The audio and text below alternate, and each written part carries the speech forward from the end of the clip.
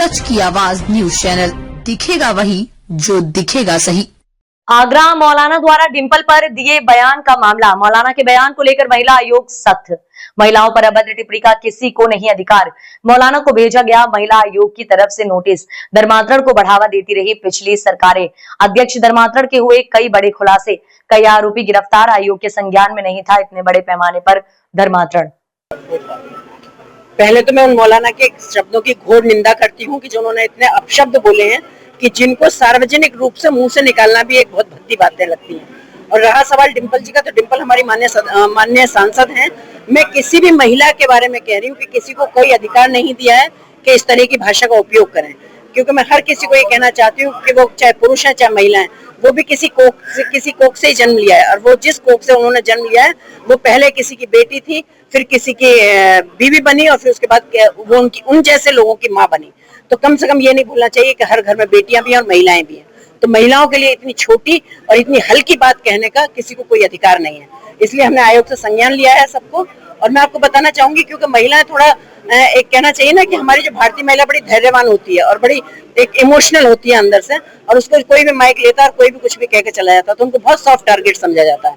मैं आप लोगों के माध्यम से कहती हूँ महिलाएं भी थोड़ा सा जागरूक हों और इस तरह की चीजों में ना आए कि हमसे कोई क्या कह रहा है, या हमारे धर्मांतरण को लेके आजकल इतना चल रहा है, उसमें भी देखा है जितना टारगेट है वो सब महिलाओं को ही टारगेट बनाया जा रहा है। तो मैं तो यही कहना चाहूंगी कि सारा हमारे महिलाओं को भी थोड़ा जागरूक होना चाहिए इन विषयों पे।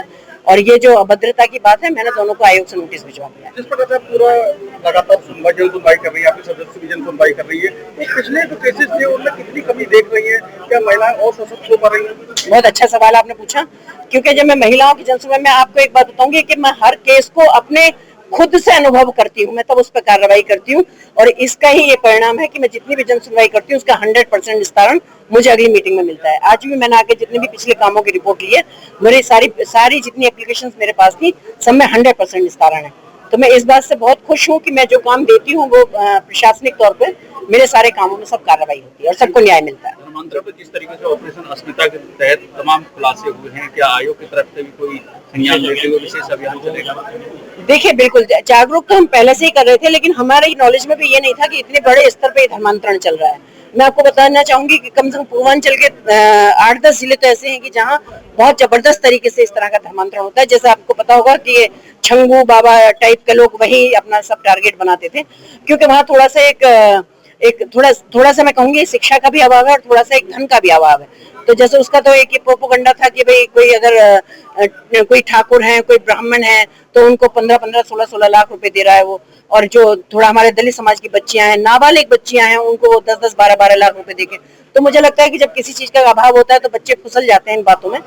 तो इस चक्कर के में वो कामयाब थे। लेकिन हम ये सोचते थे कि लड़कियां हमारी जा कहाँ रही है रोज, तो कुछ पता चलता भी था। लेकिन जब बाद में सारी चीजें खुली तो हमें भी वहां पहले पता चलता था कि जैसे लड़कियों के स्कूल्स हैं उनके पास खड़े हो गए, लड़कों के नाम रख लिए, कलावे हाथ में बांध लिए, और उनको वो ये नहीं बताते थे कि ये हम दूसरे धर्म के लोग हैं और हम आपको लेके जा रहे हैं। वो उनको अपना फंसाया और वो लेके चले गए, फिर वहां जाके उनको फोर्स किया जाता था। ऐसा ही एक मामला मैंने आगरा में मैंने उसका संज्ञान लिया था, जिसमें उसका भी नाम जमालुद्दीन था। और उसके लिए भी जो एक ब्राह्मण परिवार की मेरे पास एक महिला आई थी, जो कि बहुत ही त्रस्त थी और अच्छे परिवार की महिला थी। तो वो शर्म की वजह से किसी को कुछ कह नहीं पा रही थी और बहुत दिन से उसका वो शोषण कर रहे थे। तो जब वो खुद के बाद उसकी बेटी पे बात आई तो वो महिला मुझ तक पहुंची।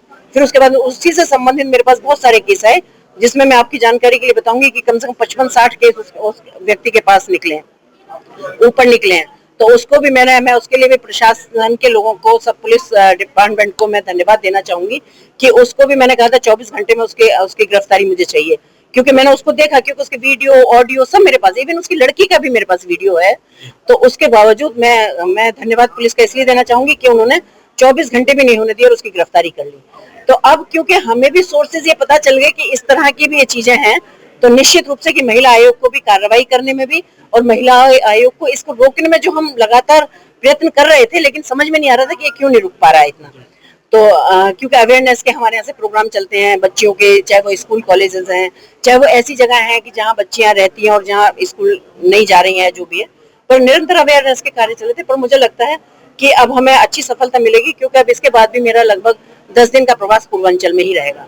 कागज धर्मांतरण खुलासे के बाद अलीगढ़ से करीब 100 लड़कियों के लापता होने की भी खबर है। क्या आयोग पूरे उत्तर प्रदेश के अलग अलग जिलों के जो प्रशासनिक और पुलिस के अधिकारी उनसे समन्वय करके क्या तैयार करवाएगा? आपको एक बात बताना चाहूंगी कि उत्तर प्रदेश के हर कोने में महिला आयोग इस वक्त काम कर रहा है, और आप जैसा जानते होंगे एक महिला आयोग है तो महिलाओं से संबंधित सारे संज्ञान हम लेते हैं। पर अब इतने बड़े बड़े खुलासा हो रहे हैं तो निश्चित रूप से कि महिला आयोग को भी काम करने में उसमें मदद मिल रही है, और मदद मिलने के साथ हम हर उत्तर प्रदेश के हर जिले में नहीं, मैं कहती हूँ हर कोने में महिला आयोग उपस्थित रहेगा, और जहाँ भी हम अपना सर्वश्रेष्ठ योगदान दे सकते हैं वहाँ पे। जिस तरीके से इस्लामिक तो बड़े गहन सामने आए हैं धर्मांतरण के, इसी तरह क्रिश्चियन गहन भी काम करते हैं जो धर्मांतरण का बड़े पैमाने पर लोगों को जोड़ते हैं। देखिए दोनों, मैं इसमें क्या कहना चाहूंगी, क्योंकि पिछली सरकारें कुछ ऐसी रही कि जिनमें इनको इतना बढ़ावा दिया गया। अब आपको ये सोचिए कि जब इतनी खाइयां हैं तो उनके भरने में थोड़ा टाइम लगेगा। अब धीरे धीरे सब शुरू हुए। अभी देखा कि आपने कितने बड़े लेवल पे कभी कल्पना की थी, कितने बड़े लेवल पे कभी खुलेगा, पर अब खुल के आया, तो निश्चित रूप से टाइम लगेगा लेकिन सब चीज खत्म होनी चाहिए।